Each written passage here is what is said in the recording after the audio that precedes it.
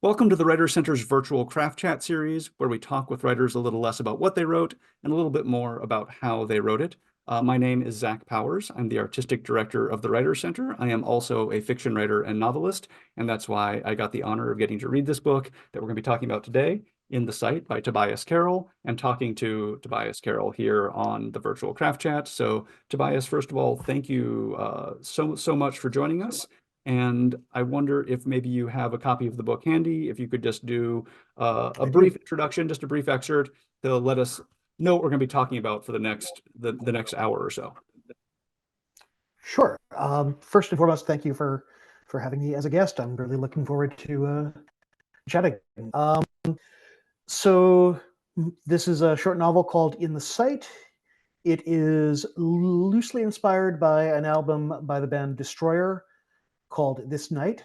And the novel is about a man named Farrier who makes his money doing quasi-illegal brain modifications to people. It's got a bit of a speculative thread to it, and things go as they tend to do with quasi-illegal things. They take a turn for the worst, and Farrier hits the road and has to kind of think back on his life and where it all went wrong, or if it all went wrong.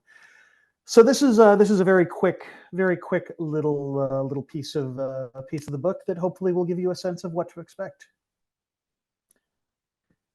Edwin Hollister was the first. Farrier barely knew him. He was closer to Lopez and Erskine. Edwin was a broken-looking man, like an Egon Schiele portrait pulled from a canvas and left to wander around campus, some postgraduate revenant who struck some as irresistible and warded away others. Farrier and Edwin were at the status of acquaintance where they'd nod knowingly to one another at parties, where they had enough in common that they could maintain a functional conversation at various and sundry social gatherings. That was all right by Farrier. Farrier had few close relationships. He wasn't exactly estranged from his family, but he also rarely spoke with them or saw them. This was true then, and it was truer now. So Edwin had apparently murmured to Lopez once about a grand feeling of discontent, of estrangement, of alienation, about wishing to change himself on a fundamental level. You could exercise more, said Lopez. Change your style, said Erskine. Find a quality therapist, said Farrier. Edwin shook his head. No, he told them it was deeper than that. It was a fundamental disconnect with who he was, with the shape of his world. He wanted to become someone different, a sloughing off of his very self. Reincarnation, he said, but without the death part. Edwin had been around for some of the trio's earlier experiments. He was discreet, and discretion was necessary. These tasks were, after all, not strictly legal. There was the potential for harm. And while Lopez and Erskine had quietly meddled with their own minds here and there, they had never fully immersed themselves in it. There were others they'd treated who'd undergone various processes to a much more substantial event. Not so the trio, not so Farrier especially. It was a gorgeous campus, trees planted in symmetry in a neat cluster of red buildings, and another neat cluster of newer buildings built with glass and steel that rose several stories higher than their neighbors. And in the distance, a student center, and further in the distance, a small arena. In the autumn, it was a gorgeous space in which to simply sit and absorb all those pastoral emotions. And in the spring and summer, the look of green leaves on the trees and the smell of the grass and the sounds of 100 heated conversations lent the area a vibrance that never failed to energize Farrier. It was the last time in his life that he felt truly comfortable around that many people. And I'm going to stop it there. Thank you so much, everyone. Again, In the Sight, please get a copy if you're able. You can also go to your library if you would like to do that. So I should have mentioned the library thing in the introduction as well. So in your own words, who the heck are you? I feel like that's a slightly existential question. I'm a writer. I kind of got my way into writing came somewhat through writing about music. When I was in college and just out of college, I edited a music zine, covered a lot of punk and indie rock and other related bands and artists. And that kind of led me to starting to write fiction. And a lot of the fiction that I've written has been in some ways inspired by or about music.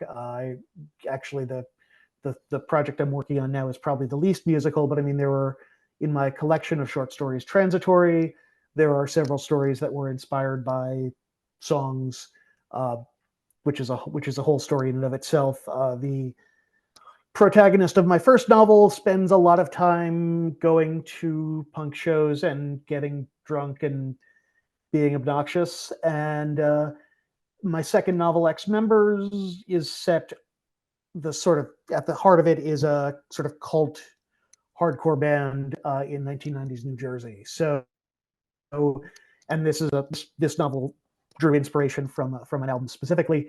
So I think that there's always been, music has always had a part in the writing, both as muse and you know, I have a very large collection of music, but there's only some of it that I can really write to, and so that ends up, I think, kind of bleeding into the work that I'm doing as well. So you may have done this just there, but our first question that we'd like to ask our authors that is either loved or hated by the guest authors, so hopefully you found the spectrum, is what's something you really wish someone would ask about your writing or writing practice? And in other words, what haven't you gotten to speak about before? That's a good question, in part because I've gotten a few of those questions in recent in recent weeks or in recent months.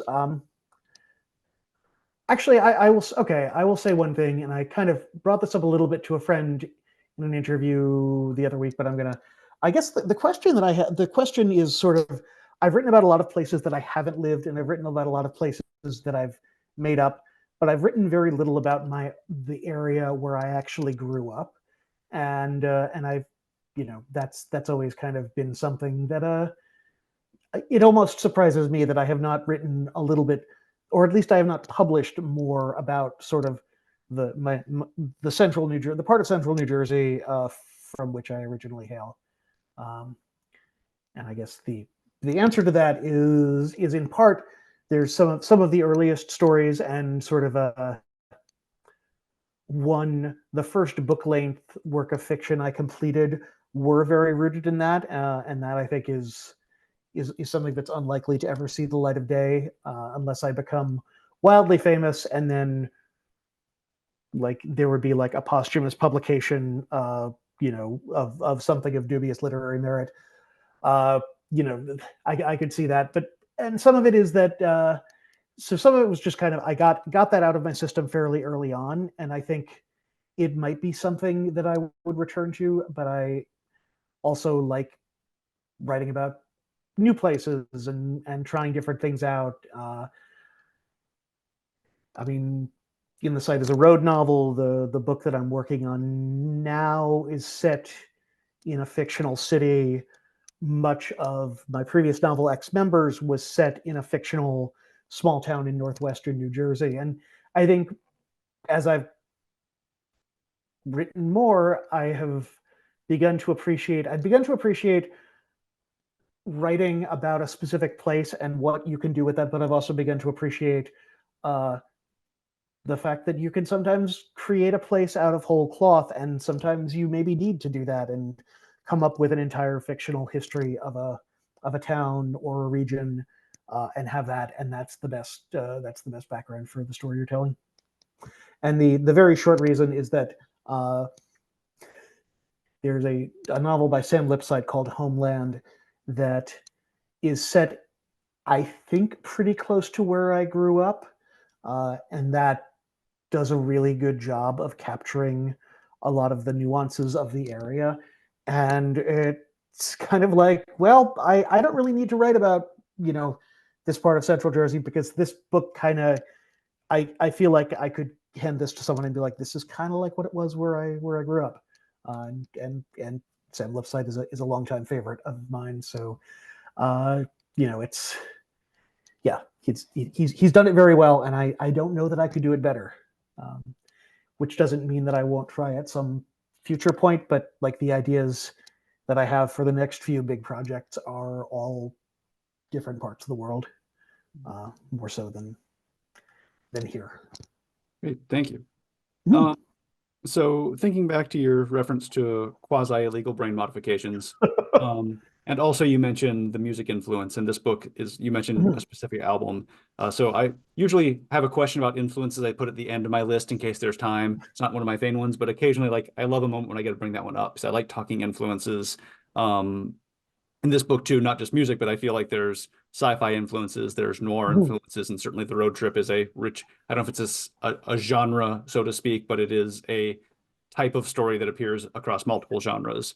So what books and other media, maybe even specifically music, if you want to go into that, do you consider this book to be in conversation with? I mean, the big one is I think the Destroyer album this night. Um, it's a weird thing, and I don't know if this quite works as an in conversation, but I think every novel I've written has been a reaction to the one I finished beforehand. Um, that includes my first novel, Real, because there was a novel that I finished before that I tried to find a home for, and that did not work. And there were some things about that process that frustrated me, and so when I set out to write Real, a lot of the writing of that was a reaction to the things that I had that I think had gone a little bit wrong with the writing of this previous book. And then when I finished Real, much of Real it's set basically over the span of a few months, and I realized, okay, but I really want to write something that's set over years rather than months. And a couple of the stories in my collection, Transitory, I did play a little bit more with like a longer span of time, and I kind of missed that. And so X Members was a way for me to play with that a little bit more and to do something that I really couldn't do in the context of writing Real.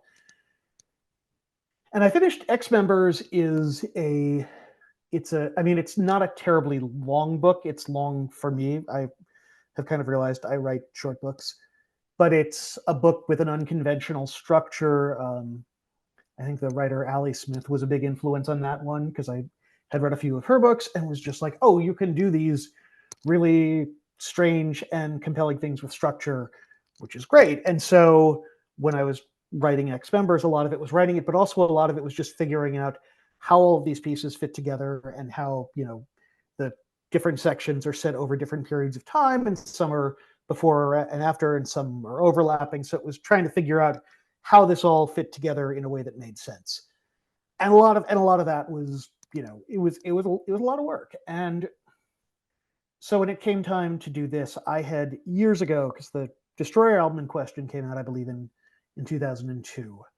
And I had been listening to Destroyer before then, but this album is a little bit notable because the guy who plays bass on that recording is a friend of mine, and had been played in another band who years ago a friend and I ran a record label, and we released a CD by a band called Radio Berlin, and one of the two vocalists in Radio Berlin played bass on that Destroyer album. And I also just so I kind of was drawn to that album because like I knew one of the guys in the band, but also just because I think it's a really good record.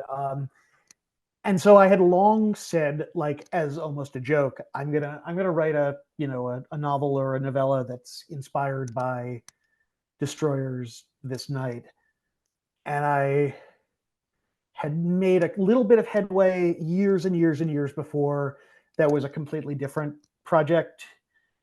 And then when I finished X Members, I was kind of like feeling a little bit stuck and feeling a little bit frustrated with, you know, wanting to try something very different. And it's kind of like, what if I actually took this thing that had been this running, not joke, but this thing that I would always like talk about, and was like, what if I actually tried it? And so, I sat down and listened to the record a little bit and thought about it, things a little bit.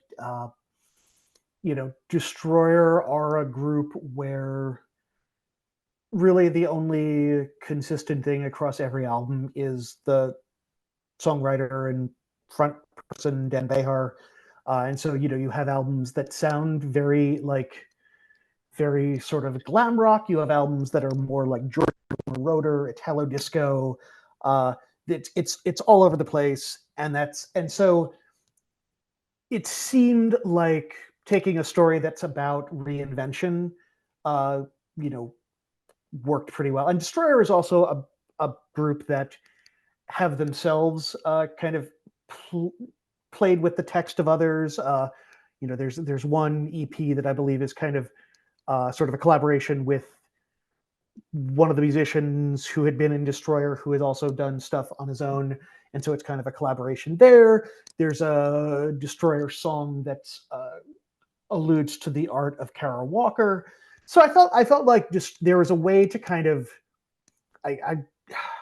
I'm going to say intertextuality. I don't know if that's actually the proper use of it or not, but like, you know, there's kind of that playfulness and that willingness to kind of jump across boundaries that I think like doing a project like this with a Destroyer album worked in a way that like there are plenty of musicians whose work I've listened to for years where it's like I don't know if it would quite work, but like in the case of Destroyer, it's like yeah, it feels like I can do this.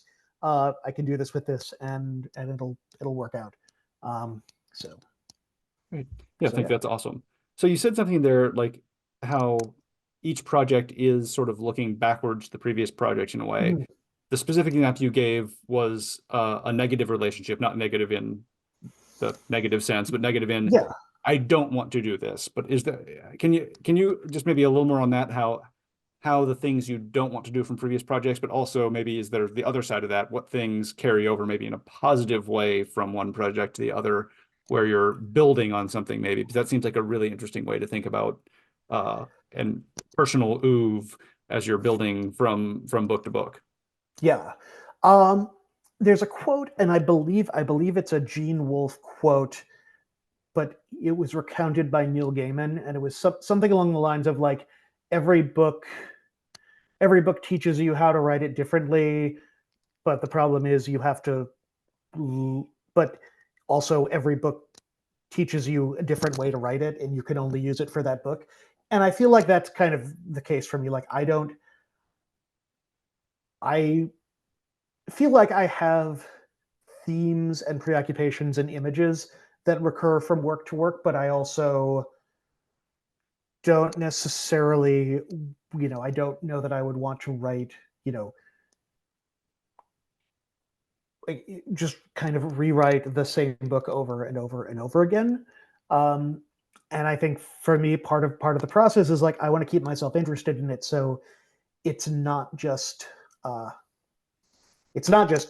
know kind of going back over and sort of creating the same, you know, reinventing the wheel over and over and over again. You know, I mean, I mostly write fiction. I do have one book of nonfiction out that came out 4 years ago, but really I think in some ways every book length work of fiction I write is also kind of a secret autobiography, in the sense that like there are things in there that make it through from the initial writing process to the end that like feel very specific and very personal and very connected to different things that happened in my life, even if it is, you know, I don't think it is apparent to anyone else. But like, you know, if I ever took down a book and like annotated it, I could just be like, well, this is actually an allusion to like this conversation, and this is an allusion to like this thing, and this is an allusion to like this moment of heartbreak, and this is an allusion to like this moment of happiness. But yeah, I'm not quite sure. Not quite sure where I was going with that, but you know, it's. I think some of it is just like it's keeping it interesting for me and keeping it invested for me, which is yeah. It may not be a terribly practical way of going about things, but I think I'm also drawn to a lot of writers whose books are not the same, you know, who do very different things. Rupert Thompson would be one very good example. Percival Everett, I think, is a great example.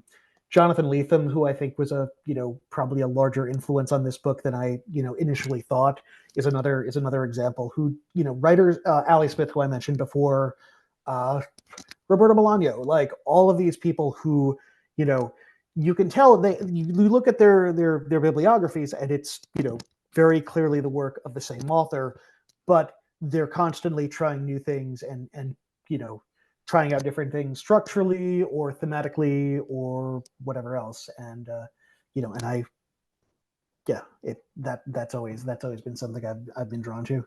Yeah, you mentioned the Lethem thing, and now I'm thinking back to early Lethem, which was sort of, Mhm. yeah, like the sci-fi days. Like, oh, I see some Oh parallels yeah. there.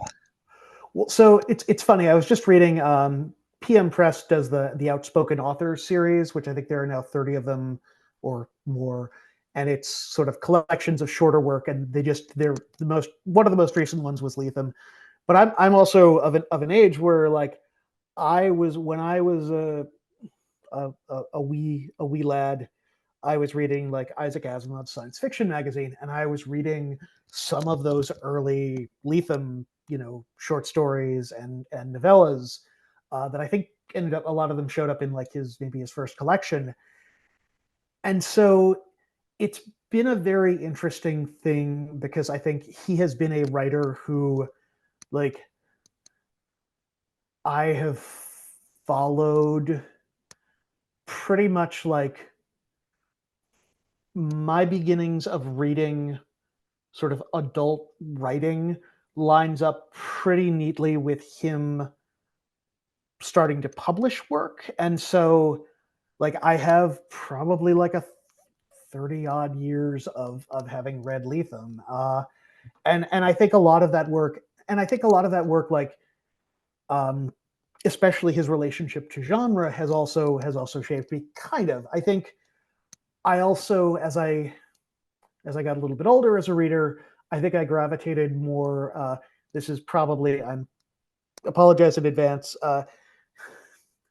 I'm going to say the most probably Brooklyn writer guy thing I have ever said, but I think I kind of veered off and started gravitating a little bit more to Paul Auster, who's also I think a fairly big influence on a lot of what I did. Uh, and I got a little bit more into the sort of realism side of things, even though I don't know if I would call Auster always a realist. Um, and then at some point, a little over a decade ago, I kind of was reminded that, like, oh right, you can also you don't have to write everything. Not everything you write has to be realism. You can introduce surrealistic or speculative elements into your work. And I think this is the first novel where I really did that, where I really kind of embraced that side of it and was just like, yes, this is going. There are going to be things in this. There are going to be things in this novel that are not theoretically possible for people to do. Like, but it's a little bit more in the MacGuffin space than like I did not want to write a hard science fiction novel about like this is literally how this process changes people's brains and does things and yeah. But it was definitely I wanted to play with that a little bit more and yeah and try some of that out. Yeah, thank you. Just a reminder that we totally would love some questions from the audience, so please put those in the chat window as the questions come to you. And in the meantime, so one thing you mentioned just there too, which I just wanted to comment on, what you mentioned, like these little references that maybe only you're going to possibly get in terms of going back through. But I think like in terms of helping the writing happen, like it may not ever be apparent to a reader why this is there, but I believe there is a sense of depth when those things are included. I believe it does add the sort of feeling of lushness to something that you wouldn't have gotten otherwise. So I love it when that shows up in a work, and I feel like you can feel it even if you don't know what it is. Like there's something deep here and you don't know what it is, you're never going to know unless the author tells you. And if they even remember it, because I know I do it all the time, like, haha, this is funny, I put this thing in here. A year later, I'm not gonna remember what that. I don't remember what the thing was, but it was a little moment where I snuck in a little thing that influenced my writing and gave it some depth that wouldn't have had otherwise. Yeah, I think maybe one of the things to jump back to one of the things you said earlier, you were talking about the positive things that I take uh, from writing. Are you all there? Um, the I think there's been a little bit of just like learning to trust my own subconscious mind, and that sometimes putting in that sort of reference to something or putting in something imagery. I this has not really been a thing for this book, but again, the thing that I'm working on now has its genesis in kind of a dream I had, and so there's been a little bit more of like, dream imagery, or just kind of relying on my subconscious mind as a collaborator, which sounds hugely pretentious now that I say it out loud. But yeah, and I think with this book, there's kind of the I read a lot about the Oulipo. I have not ever gone so far as to like try a formal constraint on my writing, but I think probably this working on this with the constraint of kind of like every chapter, this album needs to correspond, or this book needs to correspond to this album, and like every chapter has to have some allusion to the corresponding song on the album. That was a nice constraint to have, and I think that kind of helped me get this written. I mean, it was, I think, probably the fastest I've ever written something of this length. In part because it's like, I was like, all right, I know it has to be a set number of chapters. I know where it's going to start, and I know it's got to end, however many chapters later. So. Yeah, and it's that counterintuitiveness that something that is both arbitrary and a constraint can be really, really helpful. It's like in terms of generating. So we had a question in the chat. How did the pandemic affect your writing? I don't think we had this question before. Oh man, it was I have a couple of friends who got absurd amounts of creative writing done during the pandemic. I was the opposite. I do a lot of freelance writing, which is more nonfiction, some criticism, some like feature writing, and the nonfiction worked, but as far as like doing creative work, like that part of my brain just shut down for about 18 months. It was horrible. And I think some of it was just, there was a point where if my brain was juggling too much, I think just like the little part of the machine that is my brain just like could not spin up if I was, there were a lot of things to be very understandably very concerned about, and just I think there was a certain point where I was just like, I can't, like there was not enough brain power to kind of worry about stories and everything else. So like the project that I'm working on now, like I had sort of made it a certain amount of the way through and then just hit a wall, and then just like stopped for a year and a half, and then started working on it again, which was not fun. It was not it was not great at all. I'm very envious of the friends of mine who got a lot more writing done, and whose brains work a little bit differently, and were able to get work done under duress. It did not work for me. Thank you. Back to the chat window. Having followed you on Instagram for some time, I find myself amazed/embarrassed to be unfamiliar with more than a few of the books you're reading. How do you find or look for what's on your reading list?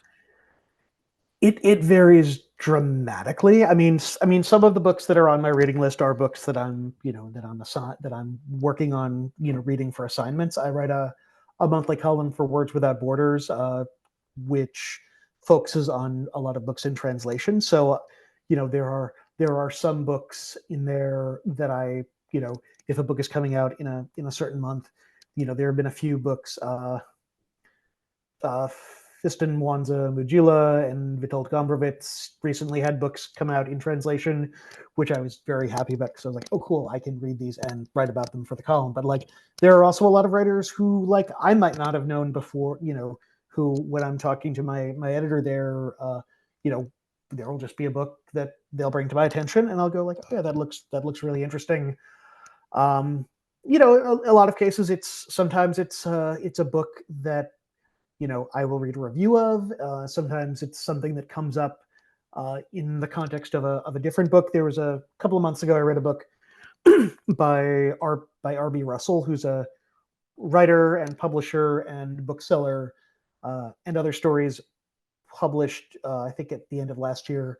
It's kind of a memoir told through books, but it was kind of books that he, by and large, felt like had not gotten that much attention in upon their release that he had always, really enjoyed. And his taste in fiction goes to like surreal, weird fiction, and crime fiction and noir. And so there were a lot of books in there where I was just like, I have never heard of these, but like this, based on this description, I mean, he's a very good, he makes the argument very well for these different books. And so I was, I ended up, ordering a few books just based on that. So it really varies. Sometimes it's just talking to people. Sometimes it's seeing what other writers are posting in their social media feeds. Great, thank you. I love that question too. I don't think we've had how do you find your books before, especially when you have a good broad reading list. So that's really great. Another one from the chat window. So what if you can't figure out which theme to implement to the plot when they both could work logically, but only one is necessary? I would say for me, the theme usually comes second. Usually like the plot, the setting, the characters come first, and then the themes kind of reveal themselves through the process of writing. That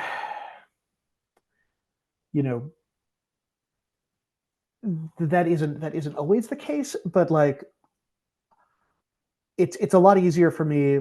Like there are some stories in my collection where it would begin with, they would begin with a prompt, whether it was a song or there was one where the prompt was like, write about a fictional movie. And with things like that, that kind of gave me something to work with. But I'm not sure that like, if I was given a similar prompt, but like write a story about love conquering all, or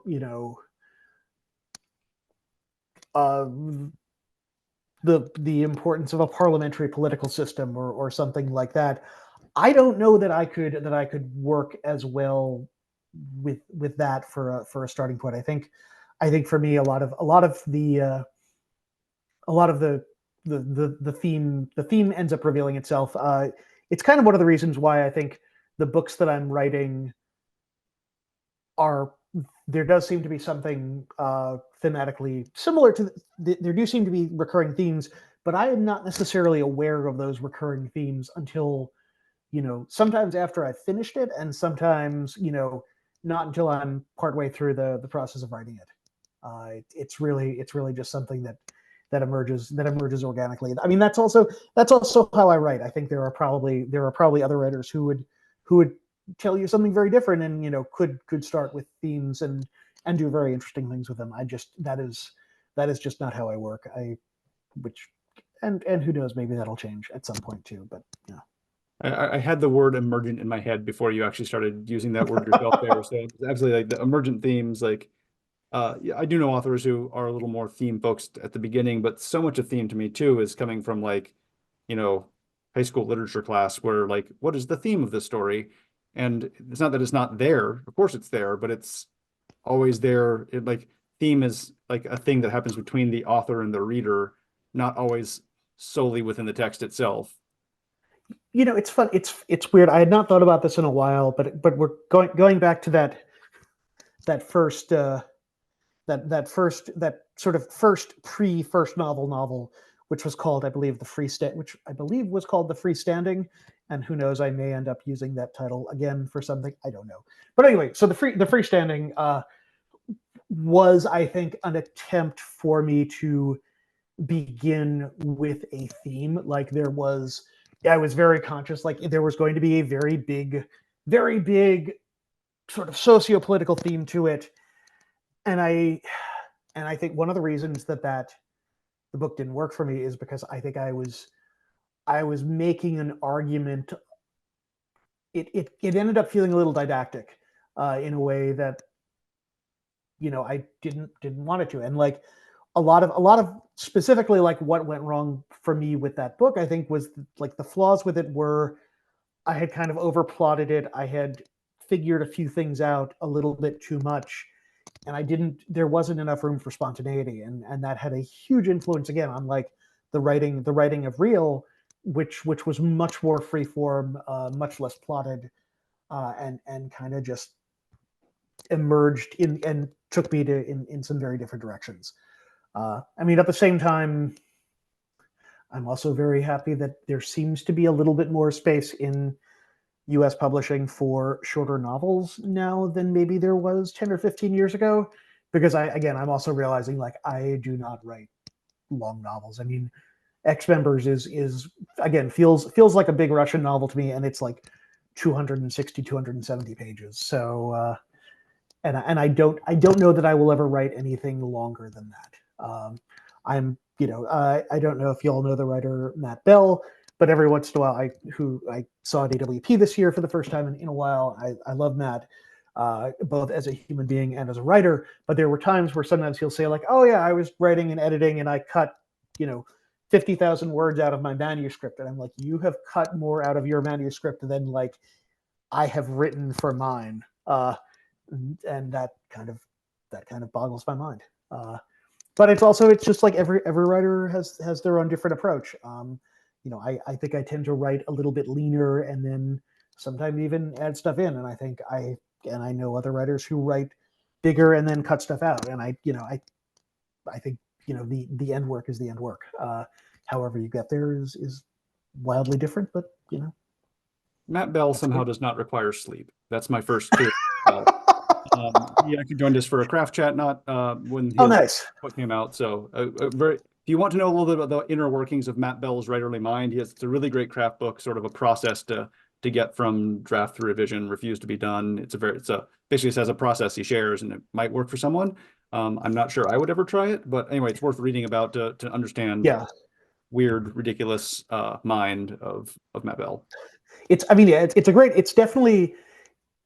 I will say for me, like reading it as I've been in the revision stages of a new book, like it's definitely made me think a lot about that, even if like I don't know that I have not implemented that system for myself. It's definitely like gotten me thinking. It raised a bunch of questions that I had not had before, and I was just like, ooh, I'm very grateful to have these new questions rattling around in my brain as I try to wrestle with this manuscript.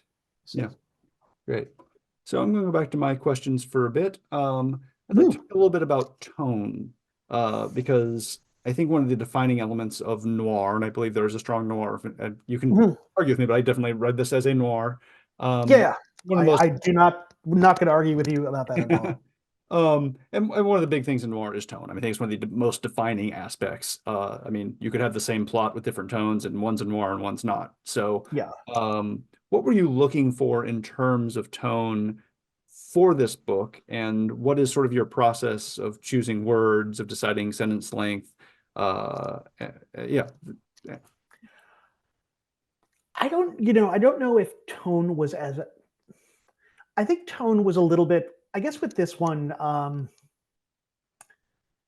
again, kind of jumping back to Ex Members has some sections written in sort of a close third person, and some first person sections, and then one section that's written as an oral history of a fictional band. And so with this one, I think I wanted there to be a little bit more of like a third person, there a little bit more omniscient narration in this than maybe I'd had in the past. I think part of it also just came from, and this is also a writing tip I picked up, I think, from a Jonathan Lethem interview, was just when I was revising it, I read it out loud to hear how it sounded, and I think that was a big part of the tone of setting the tone for it, just of sort of seeing like, all right, how does this sound in the air? How does this sound, if I'm saying this, how does this sound to me? How does this sound in general? And I think that kind of that was a big help. I would say the how something sounds kind of goes back to years and years ago when I was first getting stuff published. I went on the road in the Southeast for a couple of readings with a writer named Todd Dills, who has published a couple of books and who is the founder of the Secondhand, this literary broadsheet. He and a guy named C.T. Ballantyne. And Todd and C.T. are both guys who have played in bands, and Todd especially is is this hyper intense guy, and we were reading, and he was reading a section of his first novel that involved this guy giving this kind of unhinged speech to a group of Civil War veterans. And like Todd would do things like, at one point he was like waving a microphone stand above his head. And it was very, it made me very acutely aware of the reading as the sort of performance aspect of it. And the fact that it's like, you need to do something to keep people, there are multiple ways in which you can keep people riveted, or keep people enthralled, or keep people hooked. And I've seen very different things. There was what Todd did. There was what, having seen like Scott McClanahan read a bunch of times over the years, he has a very different way. I've seen Neil Gaiman read a few times, and he has this very different sense where he's, I think there's a little bit, as this book was revised a little bit more, I think there's a little bit of a Neil Gaiman influence to it. Not specifically in the plot, but I think in terms of the, like, almost, he has this very hypnotic, very nocturnal cadence when he reads, and I think there was a little bit of that sort of filtered into the site. So yeah, I think the thinking about the language out loud, thinking about the oral aspects of that's AURAL in the sense of oral, the aspects of the language was a big way towards helping me figure out the tone of it, and sort of helping me reinforce the tone of it. Yeah, I'm thinking too of why I saw the author Luis Alberto Urrea read once. I say read, but he was teaching a workshop. He'd been talking about, like, I think reading and work out loud in a way that was a sort of performance, and he literally just tossed his book on the ground that he was going to read from and performed it, not necessarily verbatim, but he just knew the story so well and knew the type of language he used so well. I think there was probably parts he just knew well enough to do verbatim, but it was not, I think, a literal reading of the book, but he told the story, and it was completely enrapturing. And Oh man. yeah, it was like, oh yeah, you can do that. That was amazing. Also, it was an amazing story to begin with. So I mean, just he knew he had an amazing story, and he knew that if he had the right language at all and kept the plot of the story moving forward, it just was one of those moments. Yeah. I mean, that's kind of at, there's the sort of the storytelling is at the root of the whole thing. I think there are certainly surreal aspects to what I do, but I still consider myself, there's certainly storytelling plays a big part, like of this, and I try to be mindful of that. Mm-hmm. So speaking of story, another topic I did want to cover, big craft topic, is plot, and plot on a road trip in particular, because I believe this is also a road novel. Yeah.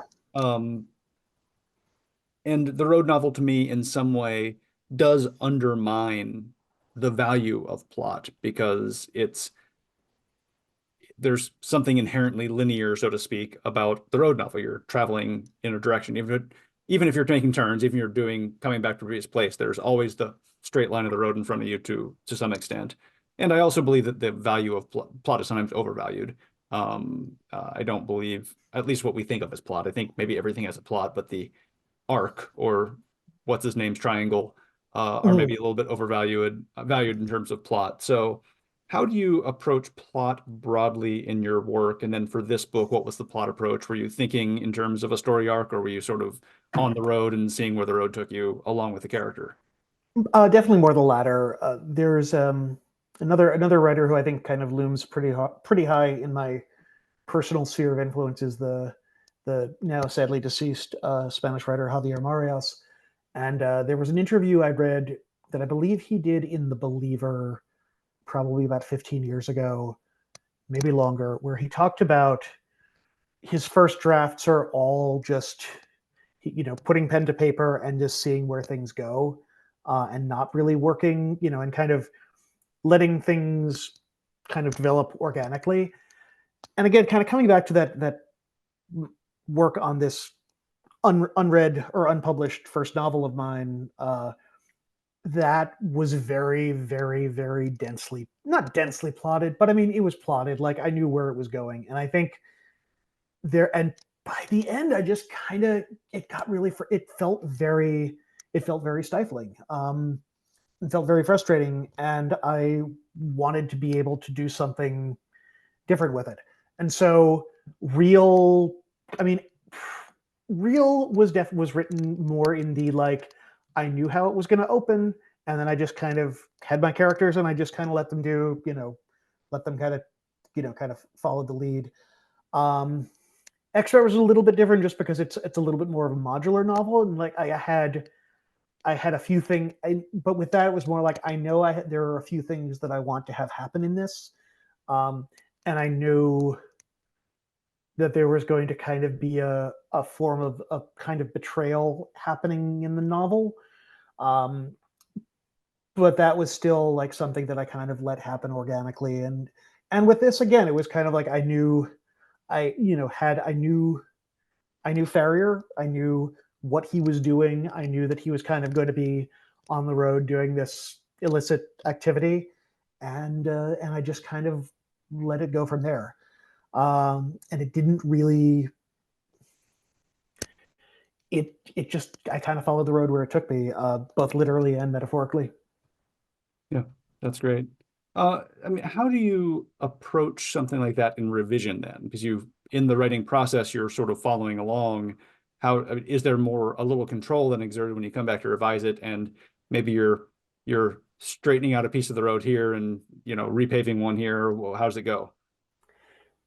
In this one, not quite so much, I think, because with this one, I kind of have also described this as like my garage rock novel, where I knew I wanted it to be like written pretty quickly and revised pretty quickly, and like just kind of have that like go in, press record, and go. The work that I'm revising now is a little bit different, where like I am trying to be a little bit more. I'm trying to be a little bit more modular with how I approach revision, which I believe is something I sort of picked up from an interview Alexander Chi gave, where, rather than in the past when I've tried to revise, it's just been like, I'm going to do one pass and try to revise everything. And I think then, with this new one, it's a little bit more of like, I think I'm going to do one pass that's just about the mechanics of the story, and I'm going to do one pass that's more about the language, and I'm going to do one pass, that's more about making sure that all of the characters sort of, that there's characters are consistent and everything else, and one pass about structure. So a little bit more granular and a little bit more, because there are always things like there are. I live in fear that one day I'm going to like, it's going to be pointed out to me that like in one novel I said, it is November on one page, and then I say like 2 weeks later, and then it's August on another, and someone's going to be like, hey, by the way, just so you know, I don't think the seasons work correctly in this fictional world you created. And I'd be like, oh man. And so far, knock on wood, no one has pointed that out to me. But it's definitely something that I'm a little, that like I want to be a little bit more careful about with this next thing. Just pretend that you meant to do it and say it was like a postmodern decision to mess with the proper flow of time, then they won't be able to argue with you. Yeah, We always have that's it writerly out. Yeah. Yeah, it's been, if I am ever confronted with it, I think it is what I plan to do with it, but I so far have not had to use that defense. But it's in my back pocket. I'm keeping it there and keeping an eye on it. One last question before we get to the final question, maybe, is on setting, because we have hit a few good craft topics here, and setting is interesting in the road novel, if only because the setting is transitory. So a couple questions on that, and answer one or both or either. So how do you sort of create a sense of place when the story is so mobile? I believe there's really only one place return to. I'd have to reread it. I read it a while ago before I had these questions. Yeah.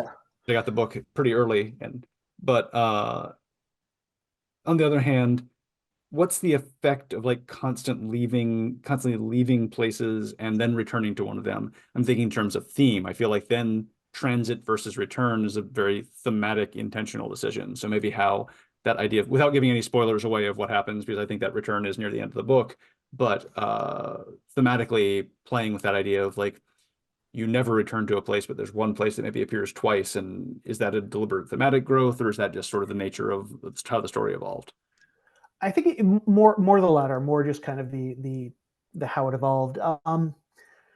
You know, part of this novel was just, it was inspired by sort of a mini book tour that my friend Duncan Barlow and I took in early 2017, where we started out in Santa Fe and we ended in Chicago. And so a lot of the imagery, especially early in the novel, comes from, you know, our time on the road. I grew up in the Northeast. It is very, very difficult to drive, 7 or 8 hours in one direction and like just not see anything in this part of the country. And so I was kind of fascinated by that, and kind of drawn to that.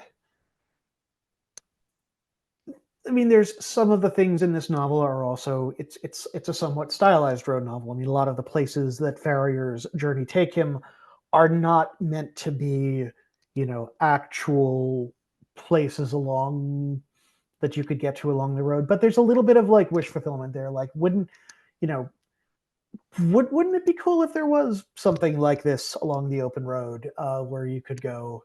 Wouldn't it be cool if there was a fancy coffee shop open at 3 a.m, behind a warehouse somewhere in the middle of nowhere? And I think as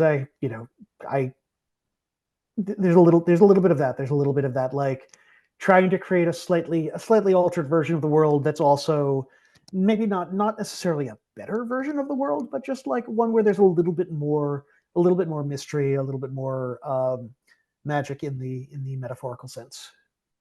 And yeah, I mean, as far as the plot aspect, I mean, yeah, I think just the road, goes in kind of unexpected ways. And again, I think with this, there was also that lack of plotting. The lack of plotting beforehand took the book in some unexpected directions as well. There's a sequence in the second half of the book, I think, where that's in sort of upstate New York, which is where I borrowed a little bit of the locations from the town where I stayed many years ago, which it was not where it's not where two friends of mine got married, but it's where my hotel was that I stayed in when I went to their wedding. So, and there was some interesting stuff going on with dams and views of the water, and I was kind of like, this is kind of neat. And then when I was writing it, I was just like, what if I kind of took Farrier to a place kind of like that? And so yeah. And there's a little bit of that too in X Members, where the fictional town is a fictional town in part because there were buildings that I am familiar with, that I wanted to be able to combine, that like in real life they are nowhere near one another. But it's kind of like, what if there was a town that had like a church and like an old, like a walkable neighborhood, kind of like this one town, but there was also like a half completed apartment building like this other town. And like, but what if they were in the same town? Yeah, it's the artistic license, a la the combination KFC Pizza Hut situation. Yeah, KFC, yeah, that's what I'm striving for now in all my literature is the combo restaurant. It's funny, but what's that? It's in the new my first collection, or my only collection, Transitory, was recently reissued at the end of last year, and there are I added a couple of new stories in there as kind of a, hey, if you pick up the new edition, there's some extra stuff. And one of them, there's a similar thing going on to some of the stuff I did in both this book and in the last novel, where if anybody else there's a landmark in the part of New Jersey where I grew up, and it is called the Evil Clown of Middletown. and it is in Middletown, New Jersey, and it is this like 40-foot high wooden clown that just has this horrifying look on its face, and like it gave me nightmares as a child. And it's out in front of, it's now a liquor store. It used to be a supermarket. And there's a story that's kind of used, that kind of alludes to that, but I put it in a somewhat different place, because it's like, I am the writer, and I can do that. It's, I can kind of compress this sign, but I can still have this weird, sinister clown sign happening, but in a slightly different part of also in central New Jersey. So yeah. Yeah, thank you. So one quick final question, a final question I like to ask all the guests, which is, what's one piece of advice you'd give to a writer just starting out?